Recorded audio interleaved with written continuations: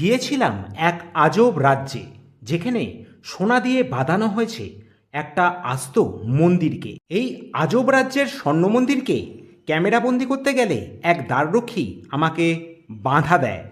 তাকে বললাম, কাকা, আমি সোনা নিচ্ছি না, নিচ্ছি ফটো।